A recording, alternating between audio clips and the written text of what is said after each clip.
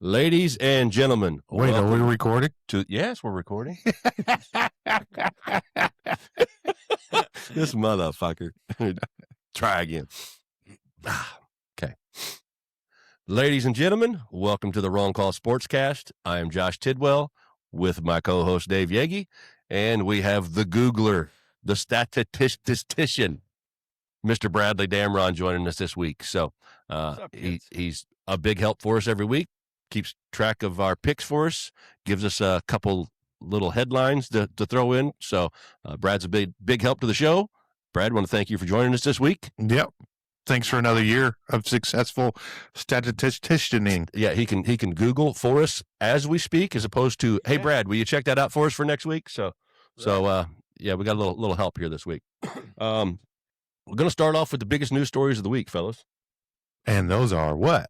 Well, hang on. I'm sorry. It's time for the biggest news story of the week. Before I start with the news, I want to throw a quick shout out. Thank you to Dusty Halverson for his fun little ad that he threw in last week's show for us. I sent something on our social media today on Facebook. Anybody that listens that wants to do something a little fun like that, we'll happily add you in for one of our breaks. I think it's a good little way to get you guys involved, and it's pretty fun. So. Yeah, so if we like it enough, you might get some free swag out of it. You never know. So thanks, Dusty, for last week. But the biggest news of the cycle currently right now is, what about Bill Belichick not getting first ballot Hall of Fame, fellas? Okay. Oh, yeah. Now, tell me how that works. There's 50 voters. And you have to first ballot, you have to surpass 40 votes. There's 11 of them that can shut you down. Yes. And so those 11 are being quiet. They have not announced exactly how many that he has, but he fell short of the 40 necessary to be first ballot Hall of Fame. Two people stepped forward. Okay. And one of them said, because he's still coaching. So technically, he's not even out of coaching for a year. If you're coaching North Carolina, are you really coaching? But he's still he's getting paid a shitload of money, is the point this guy was making, which makes sense. You're not out of coaching.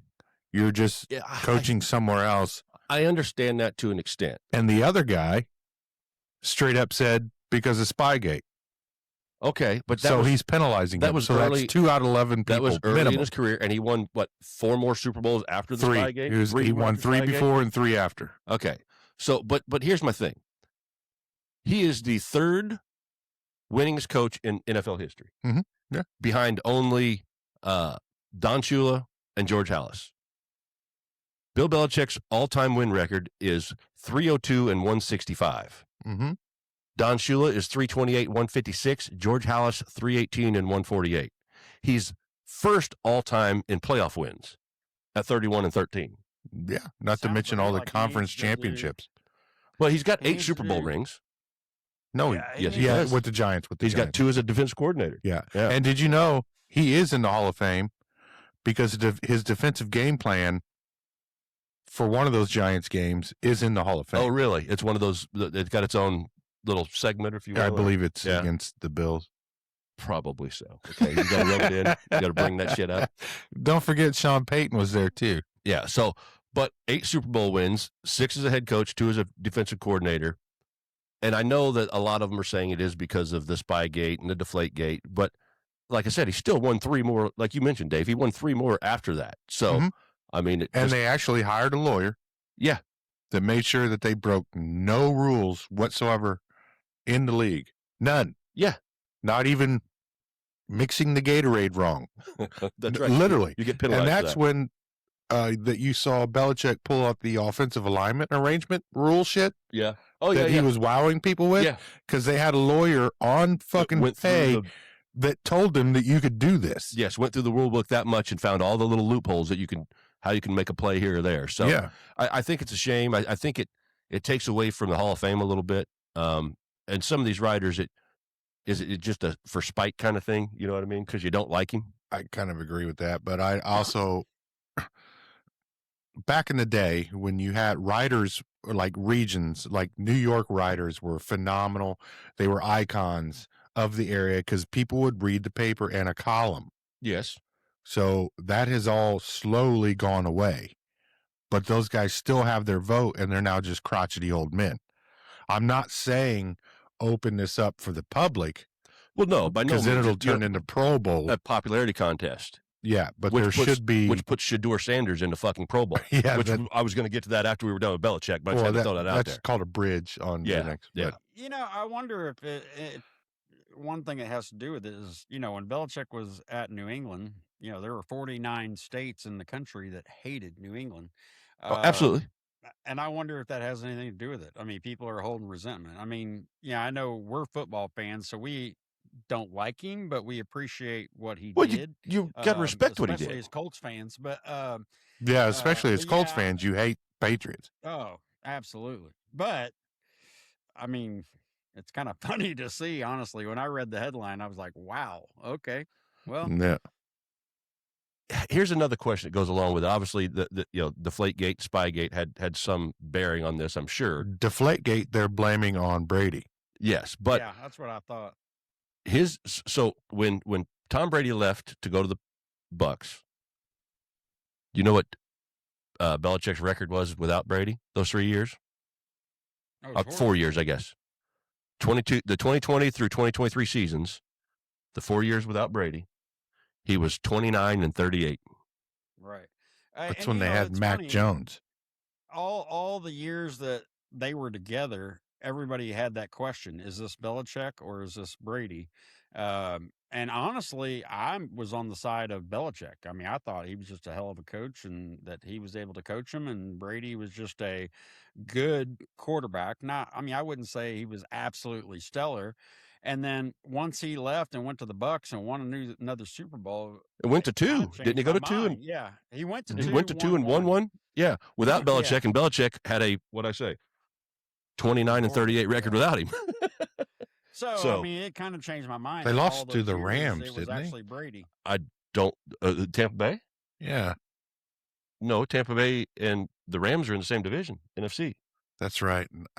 Blonde moment. Who the hell did they lose to? Kansas City. No. Kansas City beat them, one of them, didn't they? Yeah, the only one Mahomes and Brady ever played in. Kansas City won. Kansas City won. And Tampa Bay was at another one that Tom Brady won. No, Kansas City lost. Because Tampa's defensive line destroyed Patrick Mahomes. That was the year after that. Hey, we got a Googler. I know that Mahomes and Brady shared the Madden cover. You may be right. It sounds familiar. I'm trying to figure out who the fuck the AFC team is. Tom Brady's two Tampa Bay playoff games, or two Tampa Bay Super Bowl games. Brad's going to tell us here in just a minute, guys. That's what happens when you have a Googler on site. He can figure it out for us. So, but yeah. Belichick, I think, should have been first ballot. I'm a little disappointed in the committee for leaving him out. He will get in. There's no question, right? No question whatsoever. But he's totally going to get in. You just got some butthurt people holding off. But the fact that gatekeeping, they are gatekeeping. That's who did they let in instead of him? I don't know who it was. I mean, you're some older people, Roger Craig and shit like that. Well, I know, but I didn't know if it has to be a coach or an administrator. There is no. That's the next argument. Is that every year you should have a coach, a special teams player, offensive person, defensive person. It would be neat to see them change the rules a little bit for that, but again, I just think it's a knock on the Hall of Fame itself, the voters, the prestige of it, to one of the greatest coaches of all time not getting in first ballot because people are butthurt. Like you said, Dave, they're gatekeeping. Yeah, they are gatekeeping, which is a shame. So, so to move on, while Brad's Googling, he did lose to Kansas City. Was it Kansas City? Yeah, 31-9. Okay, in 2021. Mm-hmm. Yeah, Brady's second year there. That's all muddled in my memory. I don't remember. Yeah, so who did he beat? Who did Tom Brady? The Rams. They beat the Rams. Well, no, the same division, NFC. Yeah, God damn it. That must have been when he was still with the fucking Patriots. See, look, we're doing research and trying to talk and do a show at the same time. Look at us all go, buddy. Right. Yeah, you keep going. I'm going to keep going. So while they're figuring out who Tom Brady beat for his one Super Bowl win with Tampa Bay, I'm going to bring up how the hell Shedeur Sanders get in the Pro Bowl? Fan voting. And Drake May said, "I'm out, dude. I'm in the Pro Bowl." Well, no, I'm in the Super Bowl. I'm in the Super Bowl. So obviously the starters for the AFC are Josh Allen, backup Herbert, and then the new one is Shedeur Sanders. But Mahomes and Bo Nix, they're both injured, not available. But you had Burrow and Stroud, who had much better seasons than Shedeur Sanders, that could have been that next alternate, right? So how many games did Shedeur play? 7? And just had a horrible, not really effective 7 games that he started? It's all fan voting. It is fan vote. That's did you notice who's the very first player that got into the Pro Bowl this year as soon as they opened up the voting? Do you know this answer? I don't know the answer. You should know this answer. Patrick Mahomes? No. Same team. Oh, Travis Kelce. The goddamn Swifties. Yep. The Swifties all voted for Kelce. As soon as voting happened. Number 1 vote getter for the Pro Bowl. Yeah. And he had as equally, I think Shedeur Sanders had a better season than Travis Kelce probably did. had one of his worst statistical seasons in years. But as soon as they opened the voting and make it fan voting, he was the number 1. Kelce was immediately in. Yeah, that's a bunch of crap. Well, it's turned into a TV show versus what it used to be. It used to be an honor to go. Yep. As a player to go to the Pro Bowl because that you could add that to your resume.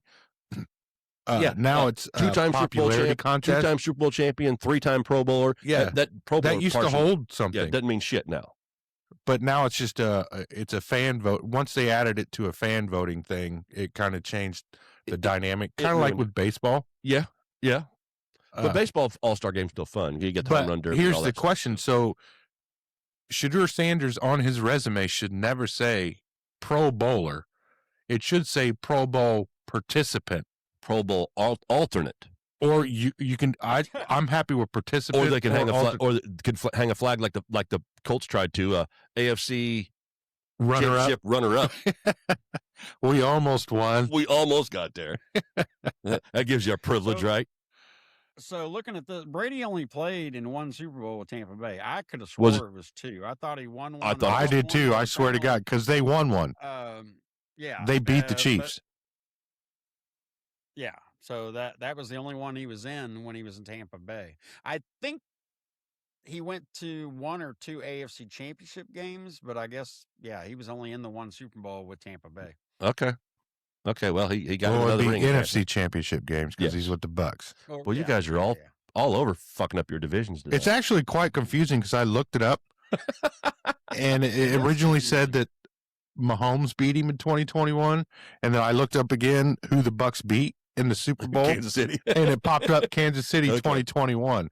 So the internet's kind of fucking with us right now. It is. It's not making our jobs any easier. So again, Shedeur's in the Pro Bowl. Yay, bunch of crap. It's a good joke of the week. Yeah, there's a bunch of guys in the Pro Bowl that are just alternates. Luckily, they don't play the actual game anymore because that was a joke. No blitzing. It was stupid. It's just a TV show. I mean, when Sean Taylor took out that punter, that was pretty awesome. That's when they said, "Okay, we can't do this shit no more. Somebody's going to die out here."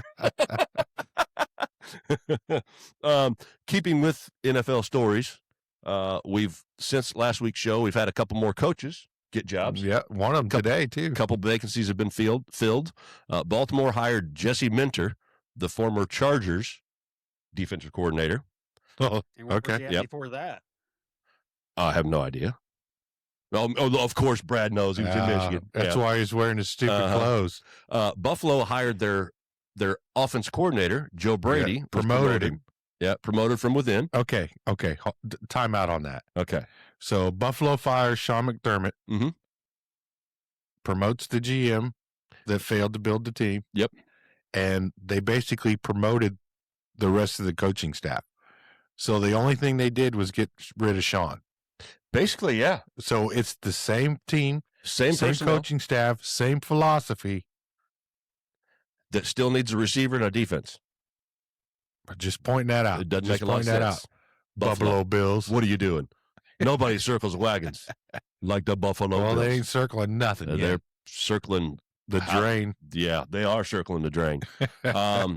Cleveland got their hire today. Mm-hmm. They hired Todd Monken, the offense coordinator from Baltimore. Mm-hmm. Pittsburgh hired Mike McCarthy, who took a year off after getting fired from Dallas. And he cried. Yeah. So that's okay. That hire doesn't make a lot of sense to me. Not to me. The Mike McCarthy hire. He's an older gentleman, for starters. So he's not going to have that tenure that the other three guys have just had. He wasn't really that successful in Dallas. No. I just don't understand that hire. I think they're trying to get Rodgers back. Maybe he's the only chance they can get Rodgers back. Didn't Rodgers leave on bad terms with McCarthy when he left Green Bay? He got him fired. Yeah. Yeah, that's what I thought. Rodgers didn't leave Tampa. I mean, Green Bay. That's right. Green Bay was too much goddamn Tampa talk. He was still there with LaFleur for a minute. Yeah, he got McCarthy fired. Virtually, I mean, more or less in a roundabout way. Yeah, we weren't there for the meeting, but yeah. Yeah, I mean, Aaron Rodgers was your franchise and didn't like the coach. He moved on. So, yeah, the McCarthy hire makes no sense to me, but whatever. But that leaves us with two vacancies still open: the Arizona Cardinals and the Las Vegas Raiders. Yeah, they've had some Jim interviews. Schwartz was supposed to be the Browns head coach. Okay, and he was willing to take the job, but I guess they decided to go with Todd. Monken. Oh, Todd. Yeah. So. Kirk Herbstreit loves Todd Monken. Yeah. Yeah. So how about the fact that I guess Dion, it was questioned that he would go and at least interview at Cleveland, and Cleveland said, "Nah, don't bother." Yeah, we joked about that a couple weeks ago. I mean, you got Shedeur there. Dion's having a horrible time in Colorado, so that would have stirred some shit. But that's something dumb that Cleveland would have done. I mean, no if and but about it. Yeah, and the Jets are firing all their fucking coaches. But Aaron Glenn. Right. So I give him one more year. One more year. Yeah. Let's see who they got at quarterback next year and every other position. And Sean Payton fired a coach or two today because of his bad call in the championship game. Yeah. Scapegoats, buddy. I ain't taking the hit. That's about it for that. I got a little PGA news. Whack fuck. The season has started in the PGA. Oh, yeah. Scotty Scheffler won $1.6 million last week at the American Express in California. California. Next up, I thought the season started with the thing you used to go to for Super Bowl weekend. That's coming up in the 2 waste weeks. management thing. That's one of their early. That's usually their second or third. Oh, that's not the kickoff. No, that's not the kickoff. The kickoff. I always thought that was the season opener. No, that's the party. Get everybody ready for the PGA. That's but in next up, Scottsdale, Arizona. Yeah, Waste Management Open. Yeah. What a blast. Teddy's been there a few times. Yeah, it's a ball. Been drunk as hell out there on that golf course. Next up is the Farmers Insurance Open at Torrey Pines in California. I love insurance. Yes, baby. Patrick Reed left LIV and has opted back into the PGA. Another one? Yeah, got another defector from the LIV. Did he call Tiger too? But he doesn't have – so when I brought that up with Brooks Koepka when he came in, he has that player reentry program because there's only 4 of them. Patrick Reed does not fall in that category. So he cannot – Koepka was able to come right in with all that $5 million to charity and all those other things. So Patrick Reed has to wait a year before he can get back into the PGA. So he can't play until August of this year. But once he does get in, he can play the FedEx events and still qualify for the FedEx Cup at the end of the year. He does have to give up his PGA Tour Enterprises equity sharing through 2030. So God damn. He's still going to get paid for finishing. I mean, obviously Scotty just won $1.6 million last week. So he's still going to get all of that money, the purse for winning, but he won't be in the equity sharing of the PGA until through the 2030 season. So it's going to cost him probably $20-30 million. It's going to cost Koepka, I think they said $85 million or some shit like that, roughly. TGL, the Team Golf League, played on Monday night, and Boston Tiger Golf League. Boston Common Golf beat the Bay Club 9-1 on Monday night. So, that was good stuff. And next up, did you watch it? I didn't watch it. Next up did you watch anything during the snowstorm? I've caught up on a couple TV shows I'm watching. I watched football on Sunday, the 2 games we had. Okay. Yeah. Shoveled snow, hurt myself. I'm old. My back hurts still. I got nothing for our next segment, but I bet you Brad does. Time for a little bit of racing, Brad. The room. The room. Come on, Brad. Bring it. What you got? My favorite part. Well, I mean, yeah, you all have missed quite a bit of news. I mean, Well, I don't know if we necessarily missed it. I don't think we have. I don't know if we necessarily missed it. We just sped right past it. Look what he I'm did. curious, Titty. What's your thoughts on Cadillac coming into F1? I'm really, really intrigued, actually. I think it's pretty lame. I think it's awesome. I'm looking forward to see how they do. I hope they're in the middle of the pack, at least not in the very back. I like how they're calling it Cadillac instead of just GM. Yes. Because they're using the higher brand in name that the Europeans would know. Well, it makes a little sense. I mean, F1's big money, baby. Big money. I know. Instead of, you can't say Chevy's coming in because they're like, they make work trucks here in fucking Europe. So you put a Spark out there on the track? Yeah, brand new. Here comes the Chevy Volt. Here comes the Chevy Cruze. All 2.3 liters. 175 horsepower. IndyCar, the fact that they have gone to a pseudo individualized sanctioning body, even though the check still comes from Roger Penske. But, they are, but they're taking Penske out of the equation because of what happened at Indy. Yes. Right. What happened at Indy, what happened at St. Pete the year before. Yeah. So they have a new governing body, so it's not Penske's not judge, jury, and executioner. Right. Or people aren't saying, well, I better side this way so that my check clears. But exactly. But it's interesting, though. They got Ray Everham to come in, and he is one of the big board guys. For IndyCar?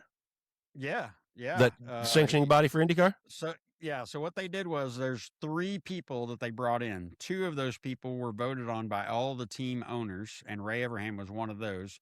And then another guy they brought in, and then the FIA, that is the sanctioning body of sports car, Formula One, and everybody. But they got to select somebody, and so they're sending a guy in from Europe. But so then those 3 guys will basically determine who all their employees are. So all the people standing on pit road, all the people that work in tech, all the people that are watching screens and things like that, they will decide who those people are. And then they are basically the final answer.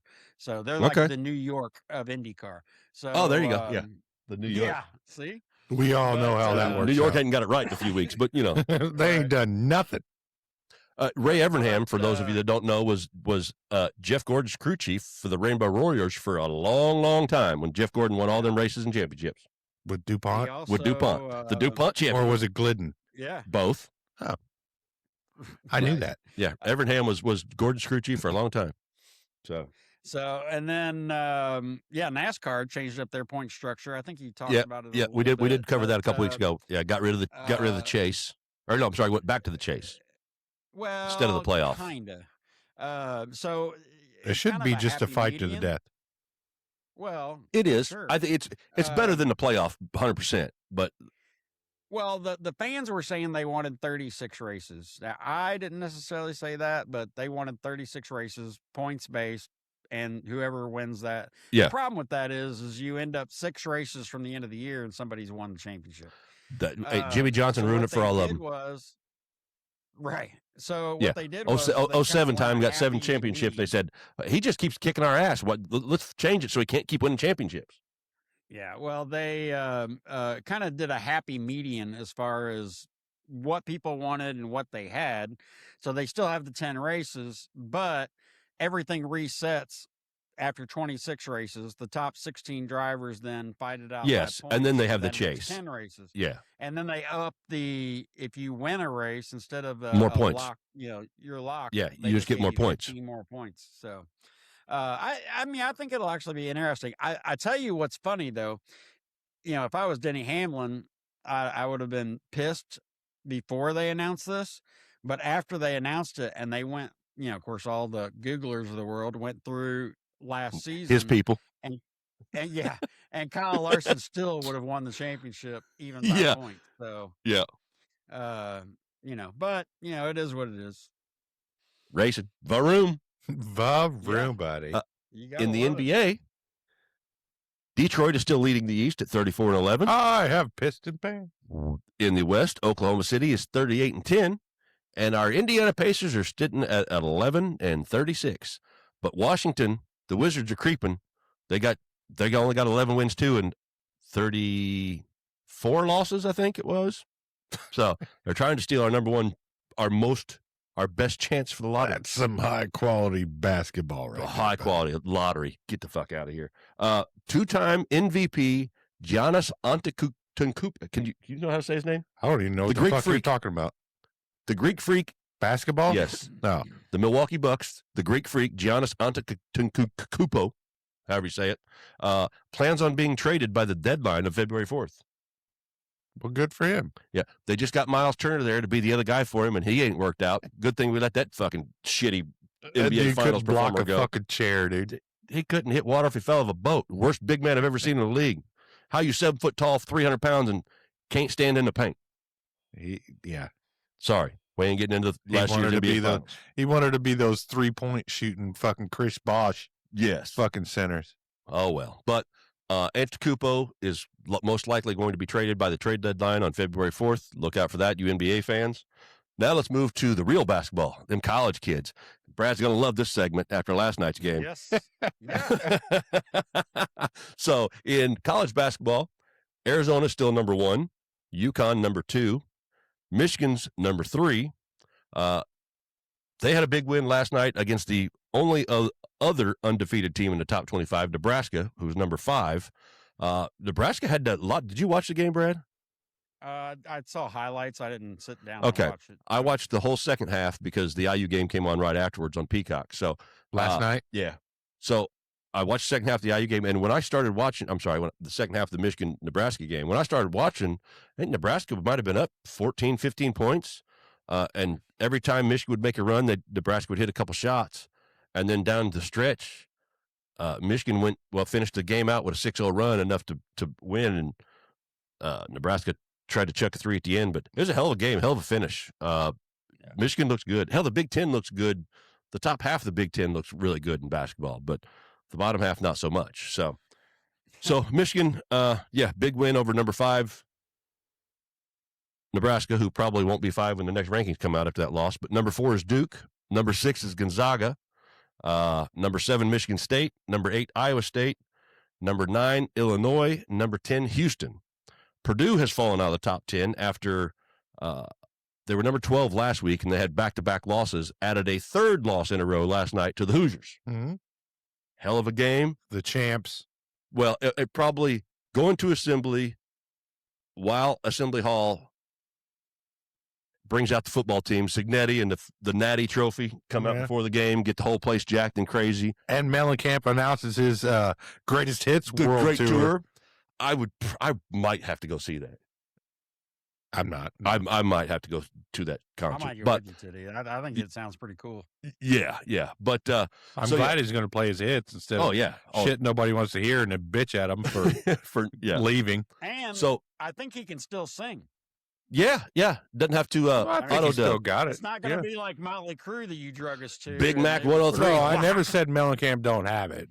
He still got it, but he liked doing his he was a Bob Dylan folk art phase. And tried to play those songs when everybody wanted to hear whether you liked it or not. Play Jack and Diane, fool. Nobody gives a crap about your folk songs. No shit. Right. You're rich because I want to hear Jack and Diane. Yeah. Or Small Town. Or give me something good. Yeah. Don't give me that bullshit. But before the game, Signetti and quite a few of the players came out holding the trophy, got the crowd hyped, crowd jacked, and Indiana got off to a pretty good run early. They went on a 16-0 run in the first half. Purdue brought it back a little bit close. I ain't gonna lie, I go to bed early, so I watched the whole first half. I dozed off at halftime. I woke up and missed the first 2 minutes of the second half, and then the last thing I remember seeing was at about the 11-minute mark. Doran hit a 3-pointer, and that's the last I remembered. So I woke up this morning and had text messages from Jeremy. He's like, "Did you see them Hoosiers?" I'm like, "No, but they won." It's funny, and the owner of the company that Dave and I work for is a huge Purdue fan. The fact that IU won a national he's a graduate of Purdue football. Yeah, the fact that they won a national championship in football before Purdue ever won a national championship in basketball. Anything, so your in-state rival now has one of the shittiest programs in all of football D1 history has a national championship in football before you've ever had one in basketball. Anything, yeah. Right. I mean, IU's got them in baseball, basketball, football. They had one in soccer, I think, too, if I'm not mistaken. But, yeah. Great game. That sounds right. Yeah. And Purdue's got nothing. That does track. It tracks. The kids call it. So Purdue was 12 after they lost 2 in a row. Now they've lost 3 in a row. They're probably going to fall down to 17, 18 toward the bottom of the top 25. So, but next up for Purdue is at Maryland, 1 o'clock on Sunday. The Hoosiers play UCLA at 5 o'clock this Saturday. So, I got one more thing before I cut Dave loose on some hockey here. This is a story I saw just as I was getting ready to leave work. Had all my notes. I had to get my paper back out to write this down. You guys know the Hall of Famer, defensive end for the Vikings for all them years, Jared Allen? Yeah. Okay. So in 2018, Jared Allen made a bet with somebody in football saying that he was going to win an Olympic gold medal in a sport not football. And it was curling. You know, the little brick on it with the I know exactly what you're talking about. Okay. I think every beer drinking man loves that sport. That's fucking the Canadian version of fucking, what is it when you throw the bags? Cornhole. Okay. So Jared Allen has got into this in 2018, and now he's got a couple other NFL players that are big into it with him. George Kittle, Hawkinson, the tight end for the Lions. TJ Hawkinson. So some of these guys have been curling for the last few years with Jared Allen. Jared Allen has started with some Canadian investor a curling league that's going to premiere in April of this year after the Olympics with 6 global franchise teams, men and women, and he wants it to be basically like the LIV golf. He said, I'm tired of all of the people crocheting and knitting in the stands and the shushing while they're curling because you got to be quiet. Yeah, no, make it fucking crazy. He said, I want music playing. I want the crowd getting into it. So he's starting a curling league. Nice. But he got into it on a bet in 2018 and started curling because he wanted to try to make the Olympics in curling. That's pretty cool. There's big money in making those stones. Oh, yeah. Oh, I saw something. Big money. Yeah. I saw some clip on TikTok or something, a year or so ago about those things. It was pretty crazy. But, yeah, I thought that was a wild little story that Jared Allen and some Canadian investor are starting a curling league. But a couple of the NFL players are all involved in it and having fun and, been enjoying it with him. So that's pretty fun. Remember when America won the gold medal last Winter Olympics? Yeah. And their lead dude looked like he fucking drank a 30-pack of Milwaukee's Best every fucking. I wanted to hang out with that guy. Ain't no old Milwaukee. Yeah, it's like shuffleboard, fucking. Yeah, it's cool. Nice. It's cool. So I think it was called the Rock League. Okay, makes sense. Yeah. Because called the thing is made out of the rock. I don't know what that's called, the puck or the curler or whatever the hell. Yeah, you got to broom that motherfucker. But yeah. I think well, it's made out of rock. But so hell yeah. Jared Allen is starting the Rock League. And it's called rock. Yeah. So I thought it was just pretty neat, pretty cool. So it's going to start in April. That you're missing. Huh? The Notre Dame announced their college football schedule for next year, and I'm sure you're proud. Buddy, it's horrible. It's so bad. Look, I don't agree with them. I don't agree with them automatically getting a bid if they finish in the top 12. All right, I don't. But hey, how you going to get in the top 12 even if you beat all those teams because they suck? Oh, I mean, I've got it here. Wisconsin, which was good once. We don't know when, but it was once. Yeah. Rice. I mean, I don't even know where Rice is at. Kentucky, Vietnam, Thailand. In the rice paddies. They harvest it there. Michigan State could sneak up and beat them. Possibly. Purdue, we've already talked about. They're horrible. Yep. North Carolina, they get to play Bill Belichick. Awesome. Yep. Stanford, BYU, who will probably beat them. Navy, who could potentially beat them. You guys keep talking Miami, about who might beat them. Boston College and SMU. Syracuse, to finish out the season. I mean, come on. I know. That schedule is I know. trash. I was excited to see IU schedule released in football. Did you see that? Hey, I tell you what, the first They half play- of the season is cakewalk, and then Yeah. after that, It gets is- hard. Oh my God. They get Ohio State at home, and then the next week have to go to the Big House. So they play Yes. Ohio State at home, Yeah. and then at Michigan, and then I think they have a bye week, and then they get They USC. got Oregon in there. Oregon's not in there this USC. They play Washington also. Yeah, they got a tough. Yeah, their first, their Yeah. cupcake games. North Texas to start, and Marion University or whatever. First couple games, but boy, they hit that Big Ten schedule. Whoo, boy, that's gonna be tough. It looked rough, but I give it to Signetti. I mean, well, of course, some of that the Big Ten decides, but I think he's up for whatever. Just bring it. So, Oh yeah. I mean, definitely. I mean, you got to beat those teams, the good ones and the bad ones. I mean, all of them have the cupcake scheduled to start. It's their preseason, so obviously they still need to change the scheduling and the bowls and all that stuff. I mean, this shit shouldn't drag on for 3 months after the last regular season football game, but Right. neither here nor there. No, there's space in there to put in playoff games, Well, yeah, all those dead weeks are just dumb. But not just Well, bowl we games. we would like to welcome Saturday football's biggest fan in Dave. I mean, Mr. he Dave was all Yang, over. he watched more Yeah. college. I mean- He watched more college football probably this year than he has in the last 5 years combined. One fucking team, But you still watch more college football this year than you have. my whole life. Yeah. Yeah, and I don't- and he was into the games because he was texting us like, "Well, this is bullshit," and this. Oh, is, yeah, what- yeah. what's He was this vested- rule?" And he was vested in the all Hoosiers this into year. it. Yeah, It was pretty exciting. Yeah, because I understand that both NFL and college have different rules. Yeah. So me and Amanda, both being NFL fans, are looking at each other like, shouldn't that be a penalty? And I'd be like, I'm not really sure in Yeah. college. Well, I don't know whether to be mad or not. Yeah. He said, well, he's down. He didn't get touched. Why he ain't running? Yeah, we're both looking at each other trying to, like when my son played lacrosse. Yeah. I was like, I don't And understand We're this like, at all. well, the kids like it, but what the fuck is going on? I'm thinking this is kind of like hockey on grass. That's right. What the fuck is actually going on? So, Dave, it's time to send it over to you for a little ice hockey. Oh, you want to hit the rink? Hit the rink, baby. All right, this will be real quick. Just Make sure another- geographically Brad knows what's going on. Yeah, we'll quiz him. right. Yeah. Make sure he knows the team Okay. names. He knows. So this is NHL, National Hockey League. All right, the Canadians and people all around the world. Either way, in the United States, we have a National Hockey League. There are 2 conferences, Eastern, Western, Mhm. 2 divisions in each conference.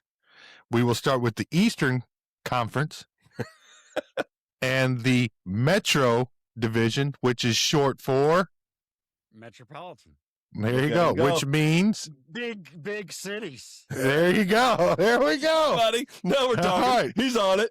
Number 1 starts with my Carolina Hurricanes, sitting at number 1 in the Metro system, 32-15-5 at 69 points. Coming in at number 2, Pittsburgh Penguins, 26-14-11, 63 points.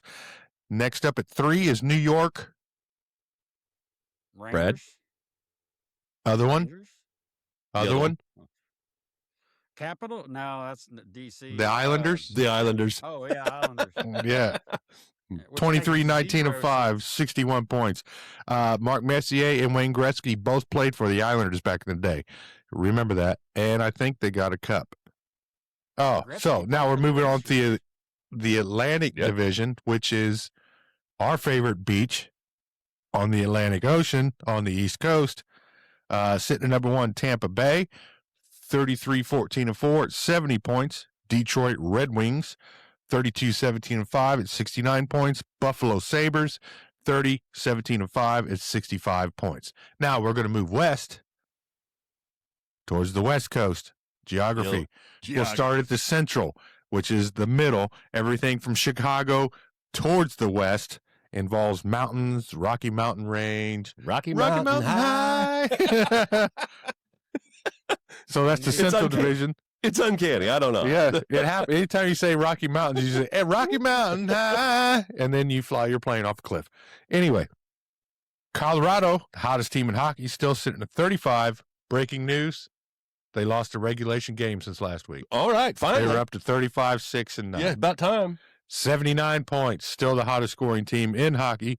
Number 2, Minnesota Wild. Wow.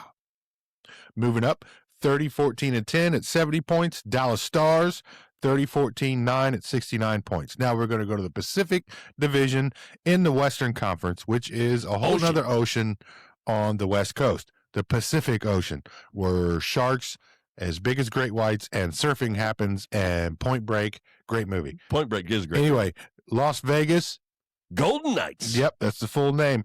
25, 14, and 13, sitting at 63 points. They are owning the number 1 position. Number 2, defending Edmonton Oilers. Second, they're not defending champs. They're defending Western Conference champions. There you go. 27, 19, and 8 at 62. Connor McDavid is a bad motherfucker on that team and one of the fastest dudes on ice right now. Number 3, Anaheim Ducks are still holding strong for 2 weeks in a row, back into the top 3 at 28, 22, and 3 at 59 points.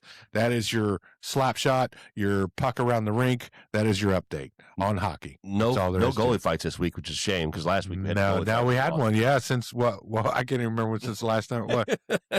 Yeah, and then 2013. It was since 2013. Any news on the rookie phenom that you were talking about earlier back? God damn it. The no. 19-year-old or whatever the hell he was? I do like that kid. Yeah. I just didn't know if there's any current news on him. No, he's still doing his fucking thing, okay. man. Okay. But the Sharks are in wild card position because of him. That's it for our first segment, little rundown. It's time for us to take a quick little break, and then the rest of the show should flow pretty quick. We've only got 2 games to cover and no game to pick this week. So, Pro Bowl. I don't even know who's playing. Well, the Pop Theory contest. So yeah, and there's a probable question that an prominent NFL player brought up that I would like for us to have a discussion about because I thought it was a brilliant fucking idea. Great. Well, we will talk about that after the break, guys. He's got you intrigued, doesn't he? And? Oh, yeah, and I've got some Super Bowl trivia. I've done some Googling just to test your knowledge. Fan-fucking-tastic. That's what I'm talking about. That's why you're here, Brad. So we're going to take a quick break, everybody. We will be right back after these messages. Yep. See you on the flip side, yo. Today's episode is brought to you by 4th and Long Hot Sauce. It's bold, it's aggressive, and it hits harder than going for it on 4th and 12 from your own 30, or Ike Turner on a Saturday night. Anyways, side effects may include sweating, regret, and oily discharges during flatulence. 4th and Long Hot Sauce. No punts, no mercy. Don't be a bitch. Okay, welcome back. We took us a little break. Brad is still here with us, and we've got to recap 2 football games from last week. Big ones. 2 big ones. They call it the Conference Championships, Championship Sunday. Yep. During snowpocalypse we had here in Indiana. For all of my local folks. Like I said during hockey, East versus West. East versus West. NFC, AFC. That's right. So we had 2 conference championship games on Sunday while the snow was dumping on us. And we started out with the Patriots at the Broncos. Oh, it was a barn burner, boys. Oh, yeah.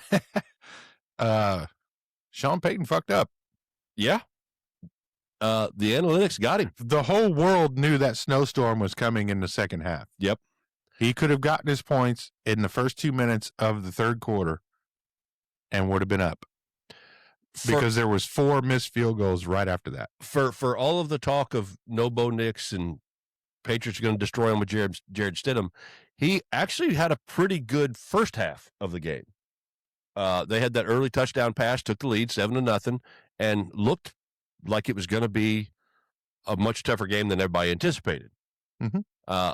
It was convincing. Defensively, that game, I mean, it was 7-7 at halftime, and then the snowstorm hit and changed changed that game entirely.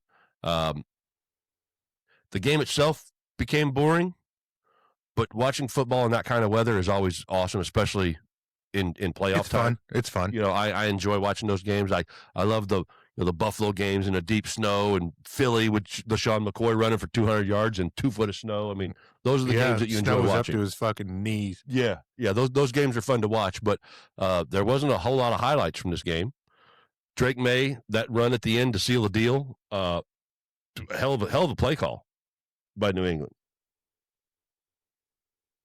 Was it actually a play call, though? I don't know if it was a busted coverage or a play, but Drake that May, field condition was just... Yes, Drake May made the play. They had to deal with get the first down, got out of bounds. They ran a clock. It pretty much finished it out. So that Patriots defense that they were running, they were showing you a 6-man front, and then they would immediately drop back into zone.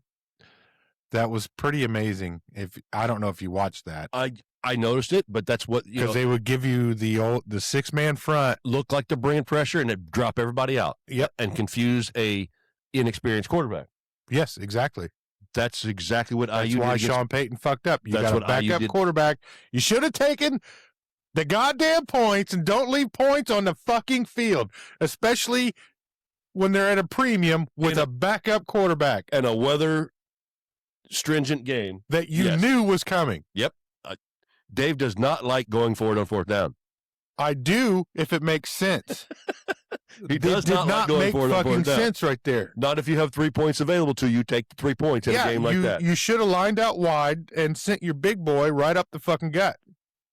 Instead, you lined out wide and made a shitty fucking throw with a backup quarterback. Makes no goddamn sense, Dave. Meanwhile, they're giving you a 6-man front and they drop right in the... See, I like football, okay? Take the fucking points. Take the points. More times than not, take the points. When you have a hero Don't moment, leave points on the field. when you have a hero moment like Mendoza on that 4th down run, you get excited about it. But I was screaming at the TV before that. Take the points. Take the I points. was too. I was like, don't leave points. But Yeah. hey, Frankie Big Nuts, it actually worked that time. Well, But how many all right, times does it work versus it doesn't? All right, so let me ask you this. So in that play, and I haven't seen you guys, but I meant to ask you this. Do you think he was really meant to score, or was he just to get the first down? Are we talking about the Mendoza play? Yeah. National championship? Oh, I mean, it was all or nothing. First down was the obvious. First down an option? Yeah. Well, yeah, it was 4th and 5. Yeah, 4th and 5. And where were they coming from? From the 9. From the Okay. yeah. I don't remember. Yeah. I don't remember if there was a first down option. No, it I was just like, just take the fucking points. It was a The pull way for the first down. Yeah, I mean, the way he jumped, it's almost like I got an opening here. I might as well Yeah. go for it. Yeah. And, Yeah, because that's kinda he what got the first did. down. He got contacted after he got the first down, and then had a little spin, and then he Right. saw shit. End zone's right there. Superman it. Nice. Yeah. Right. So I don't remember the first down being an option. yeah. It was 4th and 5 from the 8 or 9, somewhere in that vicinity. Right. But I got no problem talking the national championship game all day long. But we're talking NFL, so don't leave points on the field. Well, it could be the same. The Bills fucked it up. They should have gone for the fucking points. The Lions They destroyed would their have won by season. one. Oh yeah, yeah. As a matter of fact, yeah. So obviously, the New England Patriots are moving on to the Super Bowl. Mm-hmm. 15 or 16 years in a row with New England or Kansas City in the AFC Championship. Way too fucking many. Way too many. The representative for the AFC is the Chiefs or the Patriots for 15, 16 fucking years. Mm-hmm.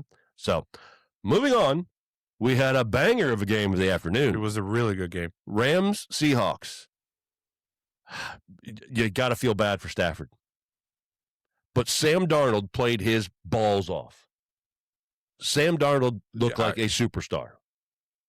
I mean, there's stats that'll tell you they pretty much played the same. They did. They were pretty much on point. But in that game, those two receivers, Nakua and Jackson Smith and Jigba, had some of the most amazing catches. Yeah, it was basically wide receiver versus wide receiver. It was. The Njigba catch going toward the sideline where he one hand snagged that dude and got his feet in as he was going out of bounds. Amazing.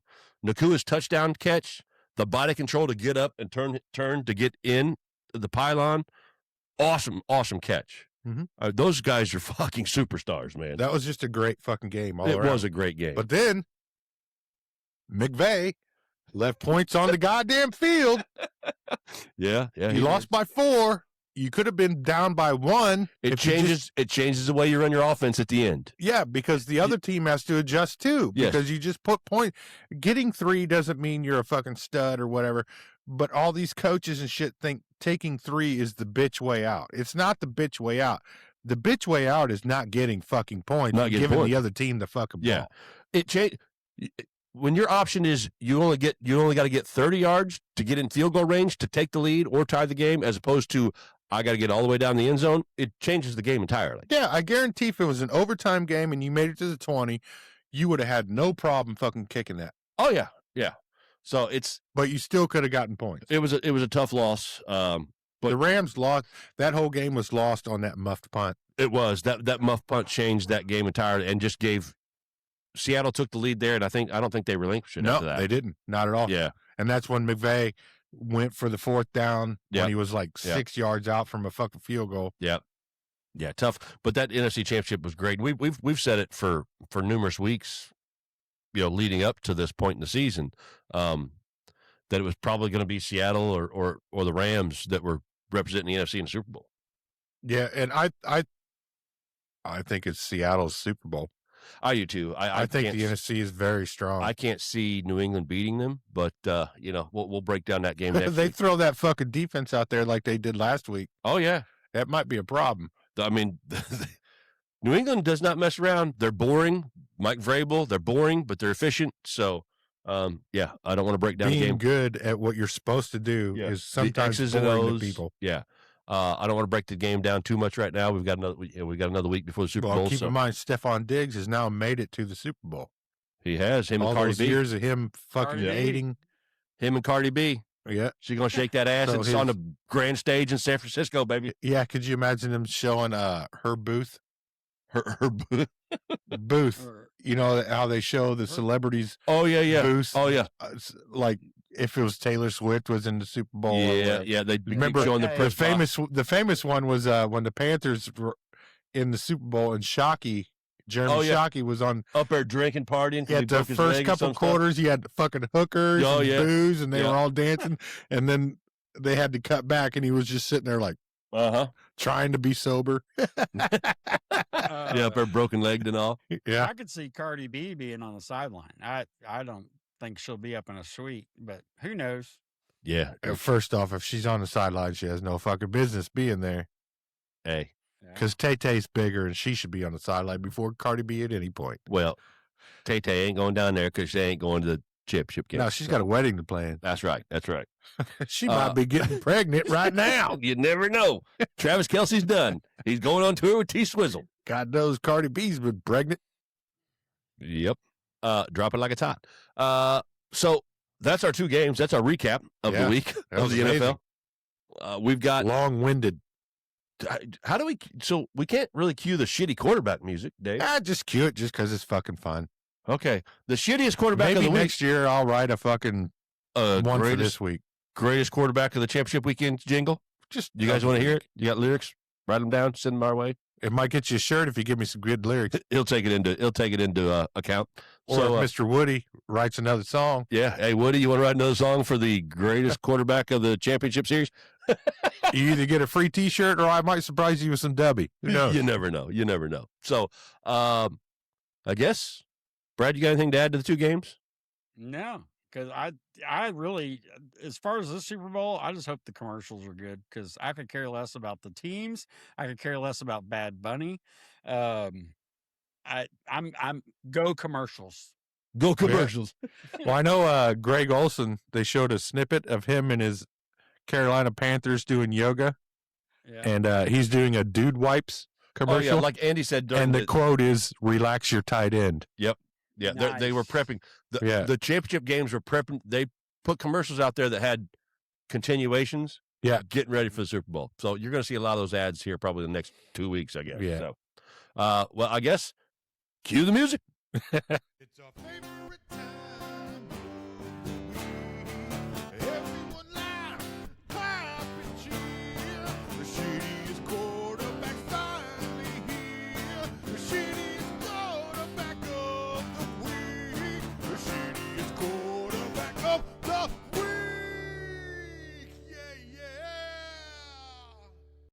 Did you guys sing along? It's time for the not the shittiest quarterback of the week segment. No, Not the shittiest quarterback. we're going to flip the coin. It's the other side of the coin. That's right. It is now since it was Championship Sunday, it's time for the greatest quarterback of the week. All right.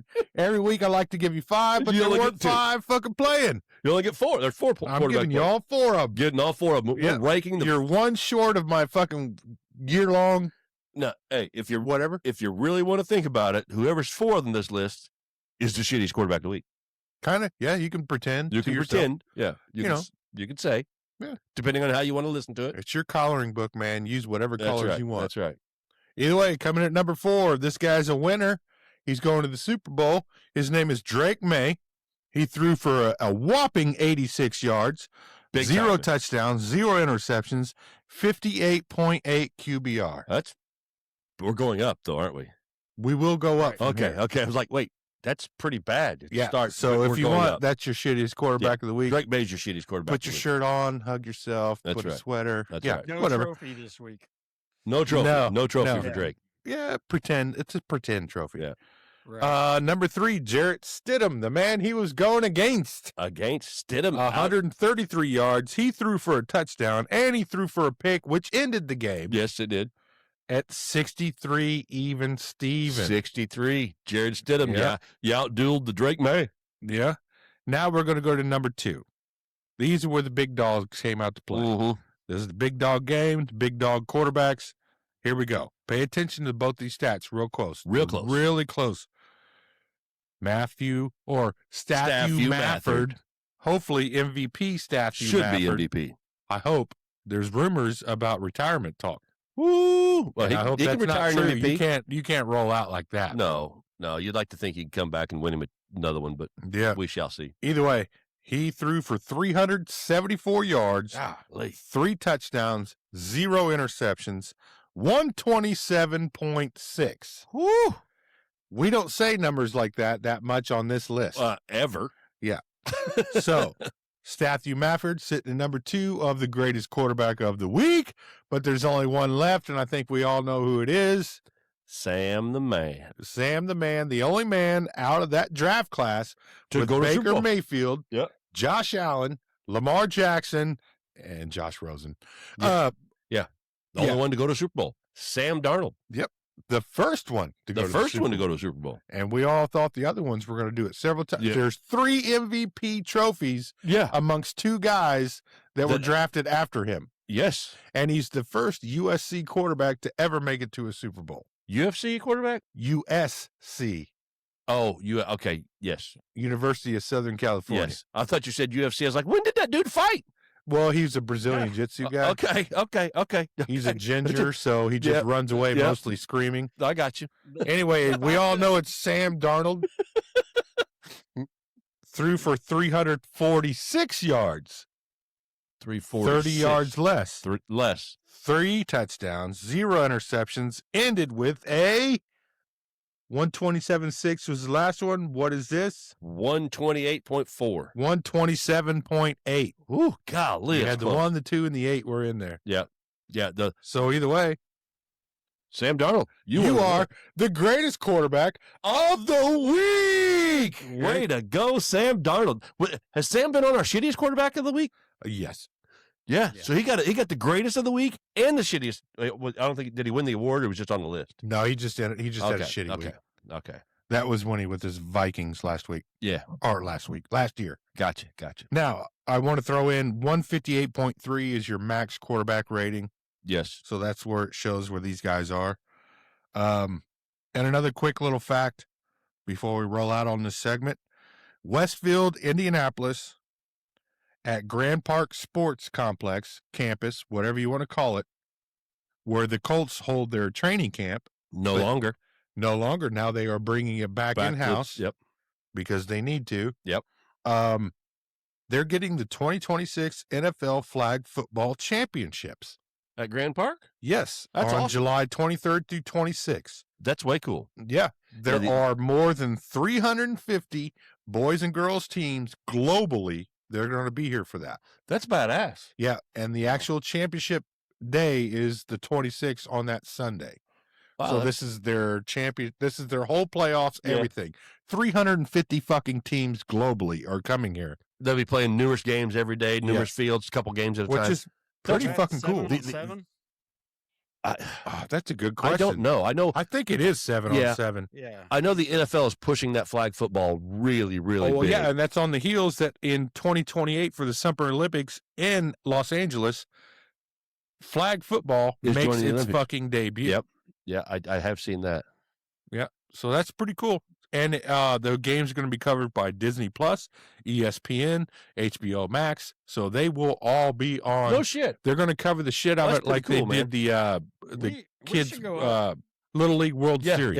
yeah. Yeah, we should get tickets and go up there. I think that'd be fun. Just It would us be fun to sit there see. I mean, and it's bullshit, still football. There's a lot Right. more juking and action going on because them flags. But Yeah, don't touch my flag. Yeah, bro. I don't touch my flag. But it is pretty neat, and I think it's badass that they're doing it here. With 350 teams. Yeah, man, they, that's a lot. Indianapolis just got awarded the combine for a few more years, right? If I'm not mistaken. Yeah, Until that's Did- common sense. That's a 2030. common thing. till 2030. Yeah, they just it'll probably get extended. yeah. after I know that, they too. just extended that contract on the combine here. That's so. just better for all the agents and the Oh yeah, players and all that. it's a great local spot, and with all the hotels and everything. It's a good spot for it to happen. So, well, that's pretty awesome. It's pretty awesome. So, Sam Darnold, you are Yep. our greatest quarterback Quarterback of the week. Cue the music. Yep. It's our favorite time. Everyone laugh, clap, and cheer.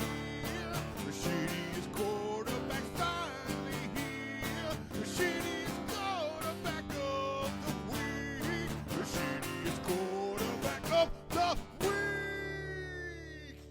Yeah. All right, welcome back. We have no games to pick this week. We have no bets to make this week. So before we wrap up with some deep thoughts with Dave and Brad, go ahead. Hey, Brad, hit us on our picks and bets last week, if you would, if you don't for mind. Championship week, conference championship, that is. Both of you were 1-1. Both of you picked the New England game correctly, and both of you picked the Rams. And Seattle upset you, so that's 1-1 at 50%. As far as your bets go, you had Denver plus 5.5 points, and you hit that. Yep.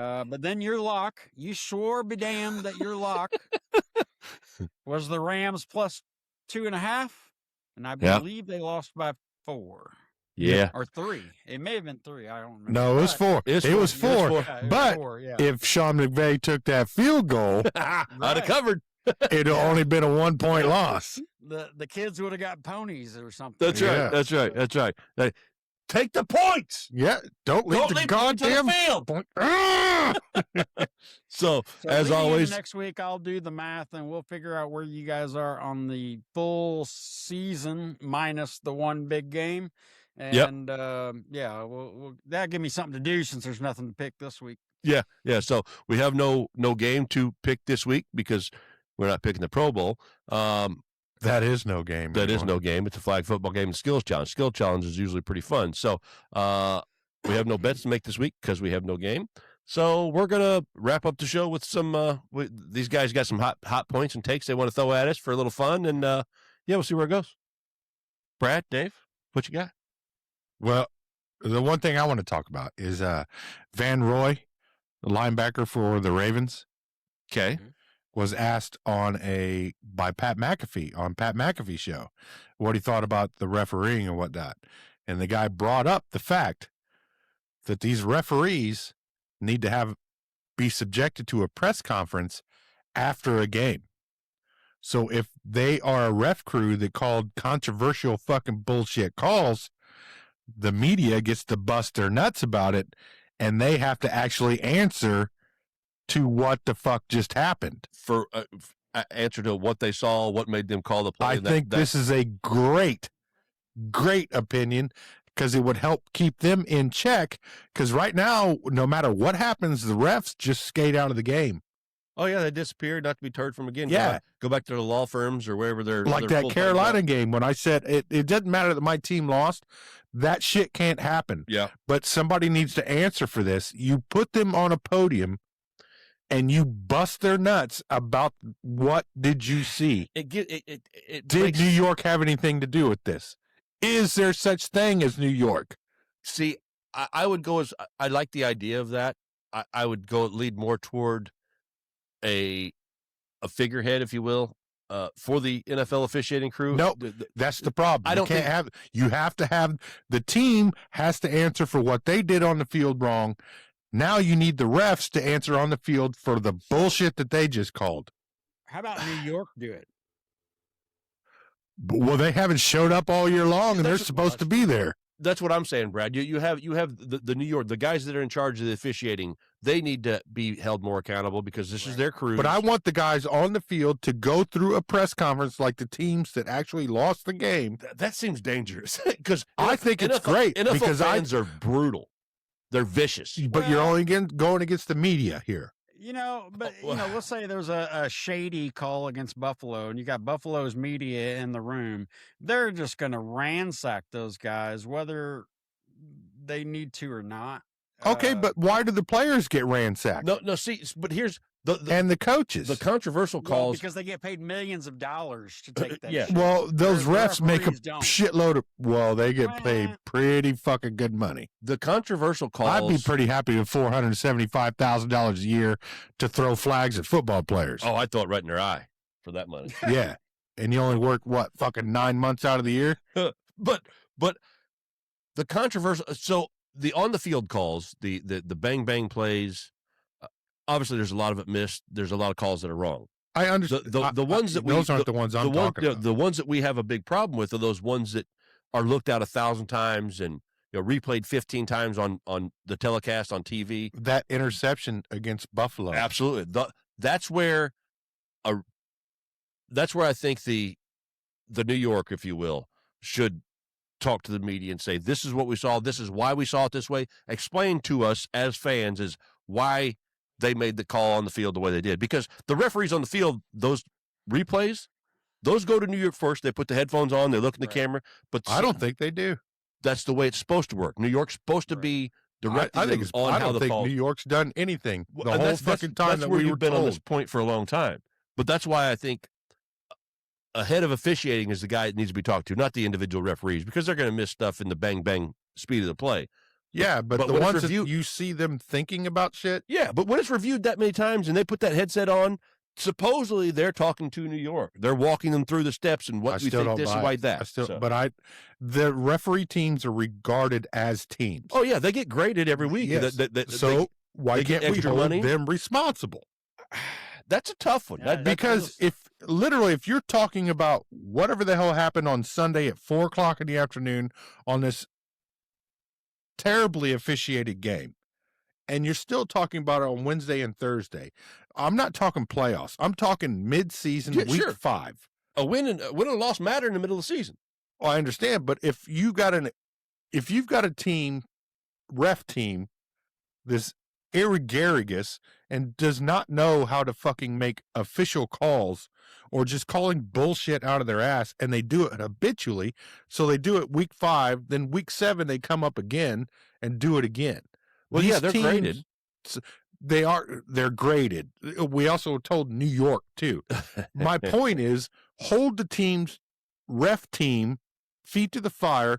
The more questions you ask them and how they do it, it should promote them to be better. That makes sense. That's my whole Average- way of thinking. Because they can't just, like as of now, when a game is over, a ref team just disappears. Yeah, they don't answer for their go, mistakes. Or They their go bad to a calls. separate locker room. They pack their shit and they roll the fuck out. Nobody holds them accountable whatsoever, other than ESPN or the replays of the bullshit call that we all saw. You hold them accountable for what they did, and they have to answer for it. I think that's a bigger thing that should happen, and it would make them better. Because as a ref team, what's the last thing you want to do? Be is- shitty at your job. Exactly, and have to fucking come up with an excuse why you fucking Made that did call. Because you're not only thinking for the home team or the visiting, you're thinking bettors, you're thinking league wide, you're thinking Yeah. fantasy owners, you're thinking the ref job encompasses more than just Oh, home yeah. versus away. It's a $1 billion industry with, now like that you said, you got- with betting and everything else. Yes. And bettors get, I mean, they get conspiracy theoried all the fuck when they lose a Yeah. bet because of a holding Imagine if call they or- did that shit in the NBA. Oh, and yeah. held all those because a lot of those guys have been caught point Oh, shaving, yeah, yeah, fucking doing their fucking Jimmy the Greek bullshit. the baseball players, the pitchers. Oh, yeah. But betting is a whole different animal that's involved in this. I know, shit. but it all comes down to the refs. Well, officiating makes I think you should, if it's considered a refereeing team, just make that them more refereeing accountable. team should answer for what they saw, what they did, why they called the play dead when it was a backwards pass, and it could have been recovered by either team, but they called it dead. I'm not going back to that Panthers game, but I am, because that was arrogarious fucking bullshit that shouldn't happen in any game. The average salary for an NFL referee, because it's what I'm here for, is $205,000 to $250,000. So yeah, they're making just over, but they're still. I mean, that's below league minimum. So there's every player But on the field. Is keep in typically mind, making more money 90% than of them are already lawyers, so Yeah, they're they- already on retainer Oh, for that's somebody true. else. Yeah, most of them have careers. This is their hobby. Yeah. Mhm. I mean, they practice, they watch film and shit like that through Yeah. the week, like players and coaches. But yeah, they just there to work. They still do their full time jobs. Most of them. I mean, like I said, we got that big story when Hockey League was such a big media darling. Big Ed and his guns. Oh yeah, Showed and him his a- son. Oh yeah, showed him in his law firm. Yeah. He gets his grade from the NFL on like on Tuesday and goes through it and checks all his stuff. But But he's not held accountable for what bullshit he called. no, and it's a I think it's just an interesting premise, it is, and I is think it interesting. actually, because there's actually 3 teams playing every NFL game. Yep. The home team, the away team, and the ref team. Yeah. Because if you let one of these shitty ref teams slide through, one of them's going to end up calling the Super Bowl. Yeah, The 'cause biggest stage that's their of the whole fucking grading world. system throughout the course of the year. Yeah. Getting a playoff game, getting a Yep. Super Bowl. So it makes sense. It makes sense. So what? It's once interesting. you It's an do interesting topic. Yeah. Once you do that, though, do you take it a step further and start fining the refs for bad calls? I mean, make it. I have the think they team should. owners actually Okay. vote? Okay. See, so if you agree with that, then Yes. you're on the same boat. Yes. Because you have no problem finding players. We have no problem finding coaches for saying shit about the refs. Right. I guess. Let's see if a ref fires back and be like, you know what, that coach is an asshole. I guess. Fuck him. That's why I made that call. I guess if we knew more of how the referees were paid, other than a game check for you get paid X amount for. Well, reffing we this know game. they get But so basically a salary. I wouldn't necessarily say fining them, but this is your base salary for calling the game. You get docked for Right. misses here, there, something like that. I wouldn't call it necessarily a fine, but you're going to lose money if you don't officiate correctly. Well, the problem is Right. New York's not chiming in. Again, that's that's where I- supposed to be their fail-safe. That's where I think I'm that, trying to hold the whole thing accountable. So if I have to go through the refs to get to New York, that's what I'm willing to do. Yeah. I'm willing to cut the head off the snake to get to the asshole in a booth that I don't believe is there. After this year, after that, I'll bring it up 100 fucking times. That Panther game was that one that was Insane. bad, though. That was some bad fuck balls. where the fuck was New York? Yeah. Season Where was New 3 York? of the call against Carolina. Yeah. No, it was just bad. Like I said, I don't care if it was Jets in Miami. That shouldn't happen in any NFL game. No, That was it started with a backwards pass that should have been left alive, and some dude on the sideline blew a whistle and called it an incomplete pass. yeah. That No, that could have been for the other team. That could have been anything. I know that again, not because you're a Panthers fan, but that those calls in that game were probably some of the worst. There was 3 in a row. Yeah, that was probably some of the worst we saw in that the just NFL can't season this happen. year. That can't happen. No. Interesting topic, Dave. Yeah, I mean, it should be discussed. Yeah. See what the mothership's got to say about it.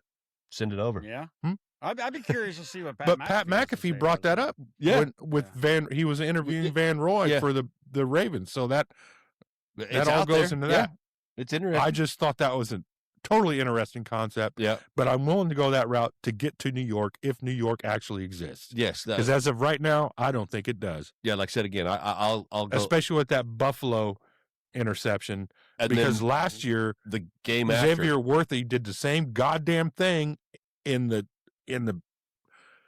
Chiefs whatever game against, but it ruled towards the offense because the offense had control of the ball when he went down.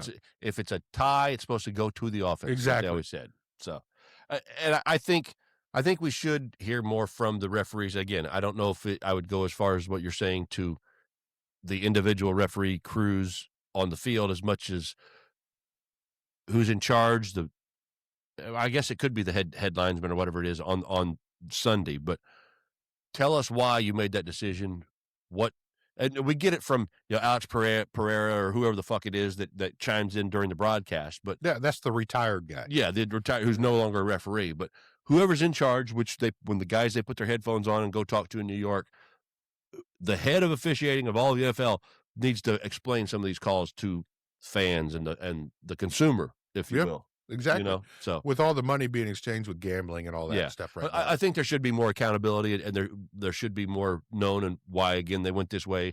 How you get to that point, I don't know, but it's something that definitely I think should be addressed with the NFL. I think it should. Because to me, the NFL is the greatest league that exists. I have the most fun with it. It's the greatest I love entertainment it the you most. It's every week is a soap opera. Not just the game. What happens between the games. Sunday through Sunday, what player's going to fuck up, what player's going to do dumb shit, injuries, just everything. We get 22, 24 weeks out of the year. That's the greatest 24 weeks of the entire year. But then all of a sudden on Sunday, a ref crew can just fuck up a game all day long, and you're just supposed to deal with it. And you can't ask them questions why, because they're shielded and they disappear. You said I don't like it, and then they'll come back 3 weeks later. And that same fucking crew is doing it to two other teams. And call it completely different. The same call a completely different way. Yep. Bullshit, I tell you. It's fucking bullshit. Horse shit. Yeah. That's our take on referees. But that's a good talking point. Sure. There's a little game coming up. So I guess really all you got time for is to talk about this one game, because that's why they put the bye week in the middle, so that it gives them 2 weeks of airtime. So a couple trivia questions for you that I found. Who can tell me between you two? Wait. Before you ask the question, do you guys ever watch Get Up in the mornings? No. On ESPN? I put it on my computer at work with Mike Greenberg and the crew. I'm always driving to my job and crying. Okay. Right, crying. Yeah. Well, hey, Brad's getting ready to throw us a sneaky himbo. So if you watch the Mothership and watch Get Up every morning, there's a guy on himbo. He's the guy over there. He's the Googler at the computer over there for their show that's always throwing out a trivia question to Rex Ryan to answer, or Ryan Clark or whoever, and they call him Sneaky Himbo. So I'm sorry, this is our own Sneaky Himbo segment. I was just excited. I was excited about it, Brad. Go ahead. Right. So we'll start easy. Who can tell me who makes the Vince Lombardi Trophy? Tiffany? It is Tiffany and Company. Yes, that's correct. Very good. I did know that one. I just making sure you said what I thought. Not the pop star. Not the pop star. The jewelry maker. Yeah. Right. Yeah. Wouldn't that piss Debbie Gibson off? Well, have you ever had breakfast at Tiffany's? All right. Since we talked about who makes it, how much does it weigh? It's pretty light.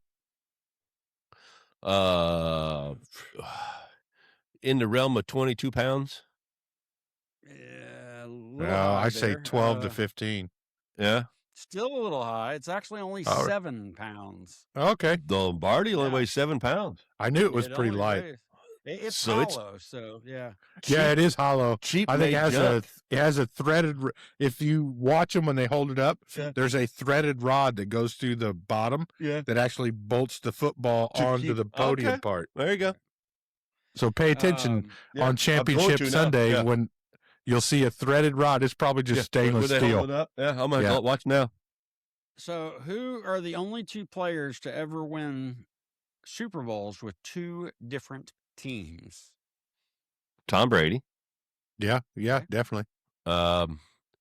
Only player to win Super Bowl with 2 different teams. The other one's going to be like some offensive lineman or some shit. Because there's no superstar that I could think of. Who else? I'm running through Teddy, wide you're gonna be receivers so right now. upset. That's where I was. That's where I was going to. Wide receivers first. Jerry Rice, no, he just won his with San Francisco. There's got to be a linebacker or something. Can you tell us a position? Quarterback. Quarterback. Oh, quarterback? Another quarterback. Starting or backup? Well, he started, but I mean, Both games? yes. So a quarterback has won 2 Super Bowls with 2 separate teams. This is so easy, guys. God damn, this is the easy shit. You, Teddy, I know it. you are going to stick a foot in your ass. I'm overthinking it. I'm overthinking it. Oh, very much. Yes. Oh, Peyton Manning. Very good, Dave. Very good, Dave. Yeah. See, Teddy, go ahead and stick that foot in your ass. Yeah. Good. I had to go. Yeah. All right. This question is specifically for Dan, but he's not here, so you all get to answer it. The pride of Norwich. The pride of How Norwich. Yeah. So yeah. How many and who are they? Quarterbacks, left-handed quarterbacks, have won the Super Bowl. Left-handed quarterbacks won a Super Bowl. I don't know. I've never really paid attention. I haven't either. There haven't been very many. The only I can think of, Michael Vick. He didn't win one. He wasn't left-handed. He wasn't left-handed Was Doug Williams left-handed? No. for the Redskins. No. Elway wasn't. I don't know the answer to this. Yeah, Brad. I don't either. All right. So one of them that Dan doesn't give a shit about is Steve Young with Oh, San yeah, Francisco. Steve Young. He was left-handed. The other Yeah. one, yes. The other one is one of Dan's favorite players, Mr. Ken Stabler. with Oh, the, Kenny the Snake Stabler. Yeah. The pre-1980 Oakland Raiders. Yeah. Yeah, because everything with Dan is pre-1980. Yeah. So, Yes, it is. Yes, it is. But That was yeah, during the time I was so, trying to figure out if I was right or left-handed. was that Madden's Super Bowl? Yeah, it should have been. Yeah. 77. Yeah, okay. that was Madden all day. Yeah. All right. So what commentator has commentated the most Super Bowls? Al Michaels, I was Nope. going to say, yeah, Al Michaels. Jim Nance. Stay on the Michaels, same area, genre of score. Pat Summerall. Pat Summerall. Very good. Very Nice. good. Very good. Okay. Who was the first performer for a Super Bowl halftime show? Oh, I And don't I'll know give when the you a halftime hint. shows. It was I do fucking know that. 1970. Oh my God, it's a dog and pony show. The Bee Gees? No. No, it's a I have no idea. dog and pony. It's something It- really stupid. I couldn't tell you. First, I can't no, remember. hang on, Dave. First singer to perform Oh, Super Bowl singer. halftime show, I thought you said And act. My bad. and it was in 1970. Oh well, fuck. 62 was the first Super Bowl, so I don't know. Yeah, you got me on this one, Bradley. I don't even know who was It's- cool in 1970. Yes, I ain't even shot out of my dad's nuts yet. right? A couple years yeah. away, even. It was Miss Carol Channing. Carol actually Channing. performed in the 1970. Yeah. All right. Okay. This I one don't is the even know last who the one fuck I've that got. is. Wait, she was an actress, a singer. She did all kinds of stuff. If you saw a picture of her, you'd know her. Ask 6 your years mom. before I was Uh, born. That's Right. your mom. It may So- know what's going on. Here you go. Final question, because it is a Super Bowl. How much money do Americans spend on beer for Super Bowl Sunday on average? Beer, I don't know, but chicken wings, I do know. that's really. I know the amount of chicken wings from a couple years ago, but inflation has probably fucked it all up. But I Well, knew I will chicken tell wings you- over beer. They spend more on chicken wings than they do beer. So your dollar amount Yes. Yeah. Beer, On I'm average. bowing out on it. I have on no average, idea. $250 million. That I think seems we low. drink that much beer. I don't know. I'm up for at least a $1.25 million a year. 1.2 billion. That's pretty close. It's actually $1.3 billion Oh, there you go. on average each year. Chicken wings is $1.45 billion. Yeah. There you go. Beer and chicken wings. That's what you do on Super Bowl Sunday. Yep. As a bonus, how much was the very first Super Bowl one? How much was the average ticket price? $2.50. $5.75. $12. So $12. I was going to say 12. Yeah, you were until $5 came out. No, of I your said, mouth. and that 12 was just going to be my random, Oh, okay.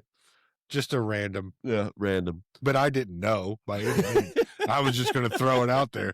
That was just a number on deck. I would have to pull it out and look, and I'm not going to do that right now. But I think the face value on my ticket when I went in 2006 was like $850.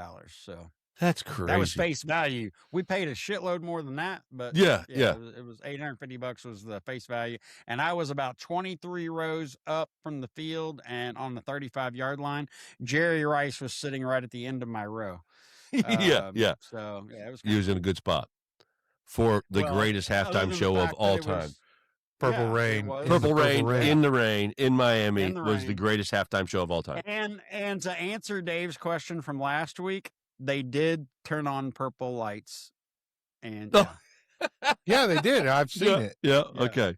It was Purple Rain in Purple Rain. Yes. and the reason why it made it so great was that Prince only did 3 of his songs, and all the other songs that he did he was covering for other artists that he liked at the time.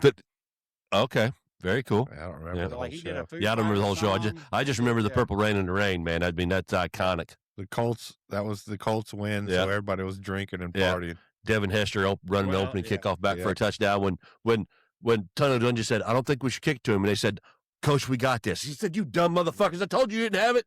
That's when all the flash bulbs went off Oh yeah. because you don't see that shit anymore. Yeah. Because everybody always take pictures of the opening kickoff. You see Yeah. all the flash bulbs all Boom. around. Looked like a concert with all the Now it's lighters everybody lit. with fucking cell Yeah. phones and shit. Right.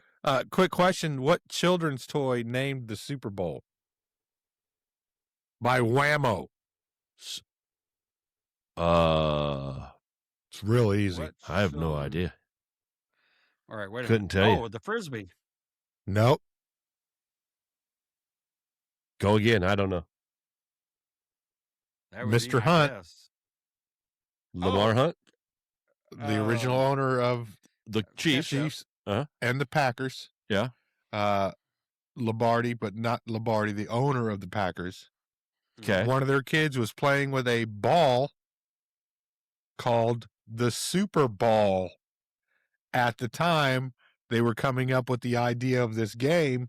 It was Between one of the- those super rubber bouncy balls. And one of the wives said, "Why don't we call it the Super Bowl?" Well, look at that. Yeah. That's where the name came from. Real quick before we wrap up, I just got another update Breaking on it. news. We're kind of breaking news. I feel like Adam Schefter over here, but this is news from Adam Schefter. So, Hey. the Hall of Fame released a statement about an hour Uh-huh. ago, in regards to the media backlash about one Bill Belichick not being inducted into the Hall of Fame, and said they will go through and make sure that any of the voters did not made sure they stayed within the bylaws of their agreement to being on the selection committee of the 50 that are there.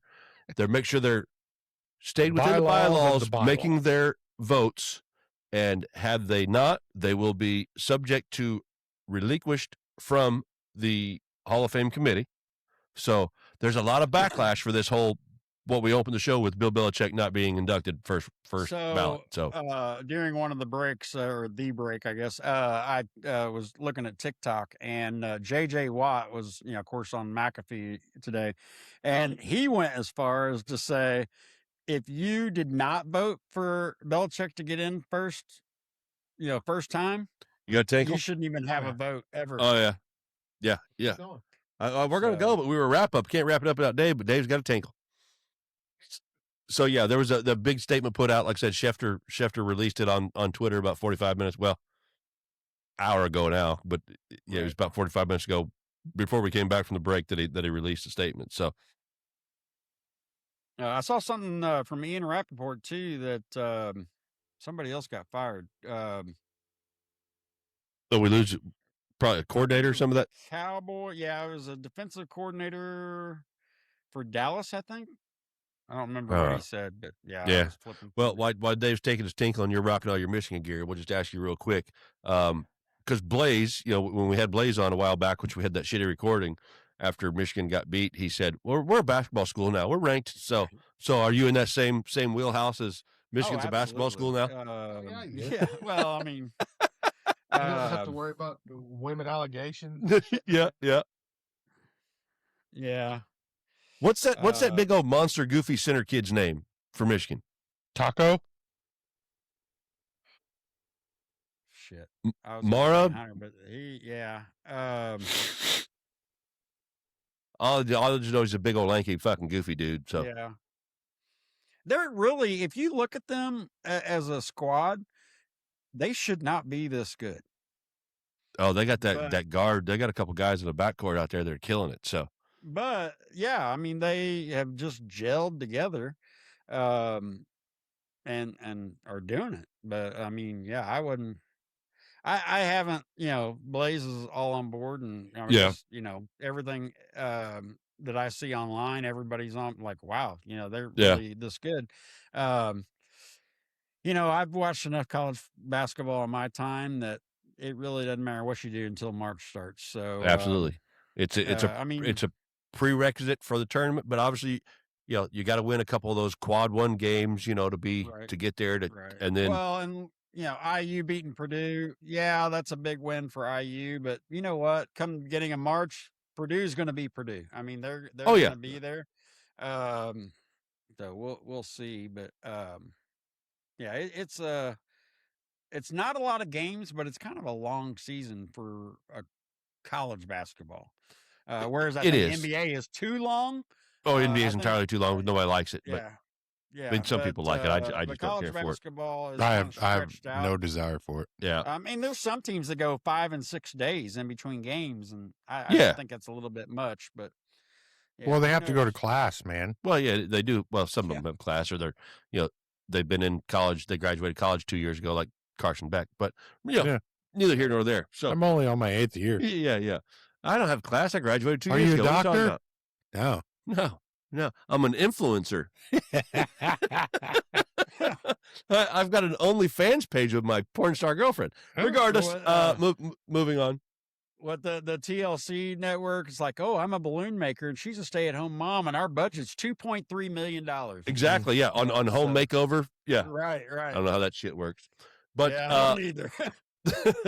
Brad, thank you for joining us this evening. Yep. No problem. Thanks for the season, man. Yeah, thanks for helping us every week like you do. Yeah. We greatly appreciate it. I'll Glad be you got to back get in on with us. May.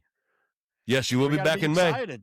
Yeah, 'cause and this year we really need to plan it the week between qualifications and the race. That way Okay. we've got qualifications, everything to talk about, but stuff. Yeah, see? And I've actually already started a note in my phone with so much cool ass trivia about the race, just stuff that's gonna blow your mind.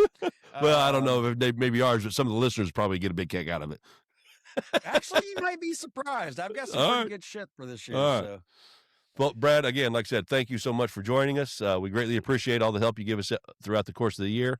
And we are winding down our season. We got a couple weeks left before we hit our monthly hiatus. So we will be back next week to prepare for the Super Bowl. Well, we don't know about that monthly hiatus because we have the Olympics coming up. We do. We might bust out some Olympic This shows. is our first Wrong Call Sportscast Hurling. Olympics Olympic season. event. Yeah. Curling, figure skating, downhill yeah. slalom.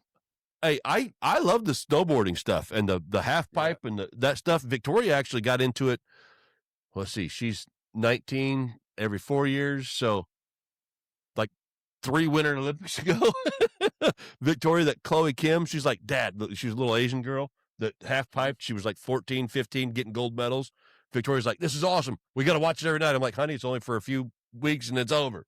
So, but yeah, it's pretty fun to watch, and we may have to bust out some Olympic shows. You never know. You never know what we're going to do at the Wrong Call always Sportscast. crazy shit that happens. There is. during the There's Olympics. constant news going on. So we shall see. But season 2 is coming to an end.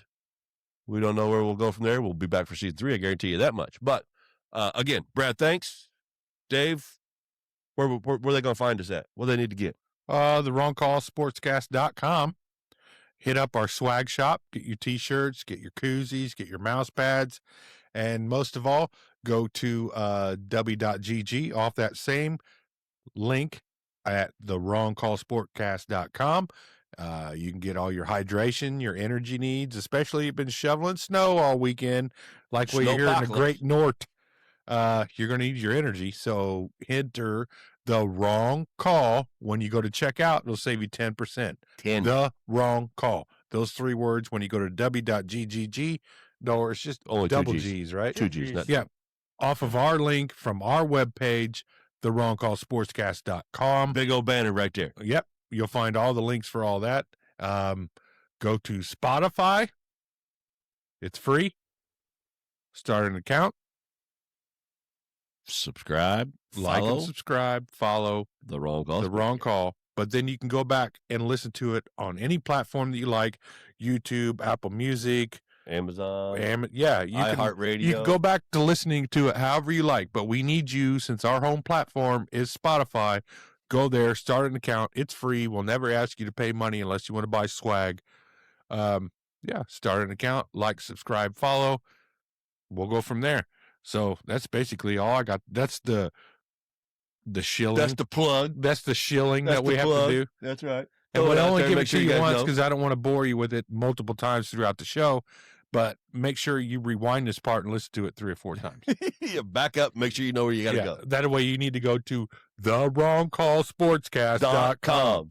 And there's all our links. Everything You need. go to those links and do the things we ask right. for you to do. That's right. So, guys, as always, thank you for listening. Thanks for being a part of the show.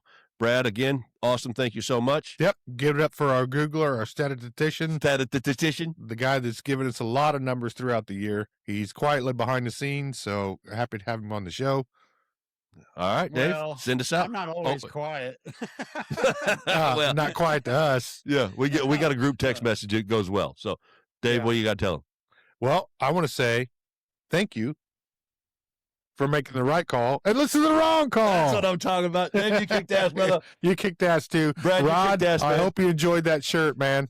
Yeah, I saw the picture. I loved it. Yeah, Rod Rock it out, man. posted a picture of the Swaggy one with his awesome little trivia he threw at us. So With remember, the guys, Bo that's- Jackson, Yeah, remember. Jim or John Harbaugh. Harbaugh. Yes, I always John. get the two confused. So yes, you guys follow along all the socials. They told you where they're at. Check us out. TheWrongCallSportscast.com. We will be back to do it again for you next week. Thank you so much, Brad. Thank you, buddy. Yep. Yeah. Peace out, everybody.